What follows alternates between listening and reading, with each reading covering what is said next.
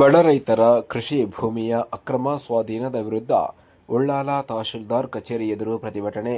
ಬಡ ಗೇಣಿದಾರರ ಭೂಮಿಯನ್ನು ಮಾಲೀಕರಿಂದ ನೇರವಾಗಿ ಖರೀದಿ ಮಾಡಿ ಗೇಣಿದಾರರಿಗೆ ಆದಂತಹ ಅನ್ಯಾಯದ ವಿರುದ್ಧ ಸರ್ಕಾರಿ ಭೂಮಿಯನ್ನು ಒತ್ತುವರಿ ಮಾಡಿರುವುದರ ವಿರುದ್ಧ ಹಾಗೂ ಪಂಚಾಯತ್ನಿಂದ ನಿರ್ಮಾಣ ಮಾಡಿದ್ದ ರಸ್ತೆಯ ಅತಿಕ್ರಮಣದ ವಿರುದ್ಧ ಅಮ್ಲಮೊಗರು ಗ್ರಾಮದ ನಾಗರಿಕರು ಕೃಷಿ ಭೂಮಿ ಸಂರಕ್ಷಣಾ ಹೋರಾಟ ಸಮಿತಿ ನೇತೃತ್ವದಲ್ಲಿ ಇಂದು ಉಳ್ಳಾಲ ತಹಶೀಲ್ದಾರ್ ಕಚೇರಿ ಎದುರು ಪ್ರತಿಭಟನಾ ಪ್ರದರ್ಶನ ನಡೆಸಿದ ಮಾಹಿತಿ ಅಕ್ಟೋಬರ್ 23ರ ಸಂಜೆ 4ವರೆಗೆ ಸಿಕ್ಕಿದೆ.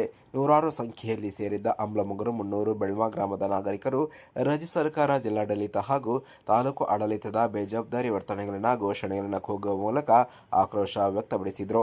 ಪ್ರತಿಭಟನೆಯನ್ನು ಉದ್ಘಾಟಿಸಿ ಮಾತನಾಡಿದ ಸಿಐಟಿಯು ದಕ್ಷಿಣ ಕನ್ನಡ ಜಿಲ್ಲಾ ಪ್ರಧಾನ ಕಾರ್ಯದರ್ಶಿ ಸುನಿಲ್ ಕುಮಾರ್ ಬಜಾಲ್, ಅಮ್ಲಮೊಗರು ಗ್ರಾಮವೊಂದರಲ್ಲಿ ನೂರಾರು ಎಕರೆ ಭೂಮಿಯನ್ನು ದಲ್ಲಾಳಿಗಳ ಮೂಲಕ ಖರೀದಿ ಮಾಡಿ ಬಡ ಗೇಣಿದಾರರಿಗೆ ವಿಪರೀತ ಅನ್ಯಾಯವನ್ನು ಎಸಗಲಾಗಿದೆ ಎಂದು ಆರೋಪ ಮಾಡಿದರು.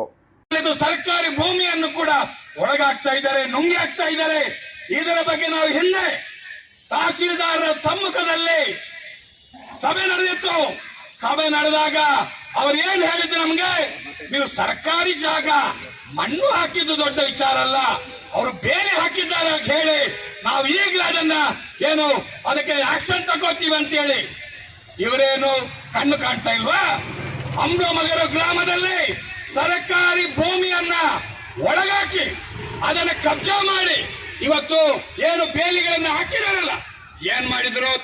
ತಾಲೂಕು ಆಡಳಿತ, ತಹಶೀಲ್ದಾರ್ ಏನು ಮಾಡಿದ್ರು? ಜಿಲ್ಲಾಡಳಿತ ಏನು ಮಾಡಿದ್ರು? ಈ ರೀತಿಯಾಗಿ ಹಾಡು ಹಗಲಲ್ಲಿ ಸರ್ಕಾರಿ ಭೂಮಿಯನ್ನ ನುಂಗಿ ಹಾಕಿರ್ತಕ್ಕಂಥ ದಾಖಲೆ ನಾವು ತೋರಿಸ್ತೇವೆ. ಇದರ ಬಗ್ಗೆ ಆಗ್ಬೇಕು.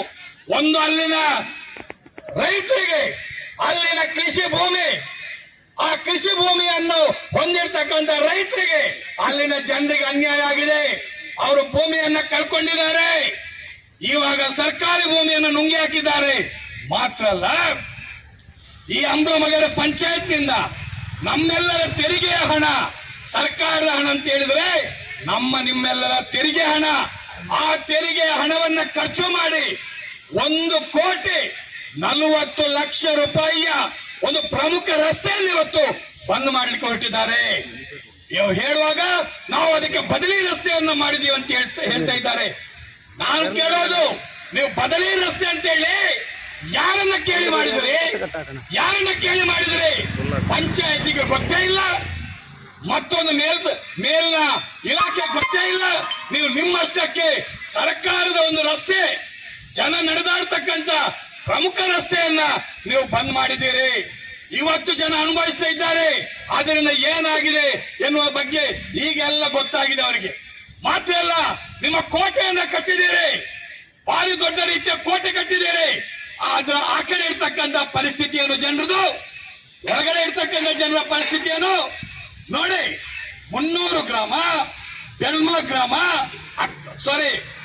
ಅಮ್ಲಮೊಗರು ಗ್ರಾಮ, ಬೆಳ್ಮಾ ಗ್ರಾಮ, ಇದೊಂದು ಅಕ್ಕಪಕ್ಕದಲ್ಲಿ ಇರ್ತಕ್ಕಂಥ ಗ್ರಾಮಗಳು. ಇವತ್ತೇನಾಗಿದೆ? ಅಮ್ಲಮೊಗರಿನಿಂದ ಮುನ್ನೂರಿಗೆ ಹೋಗುವ ಪ್ರಮುಖ ರಸ್ತೆ ಬಂದಾಗಿದೆ, ಕಂಡಿಲ ರಸ್ತೆ ಬಂದಾಗಿದೆ.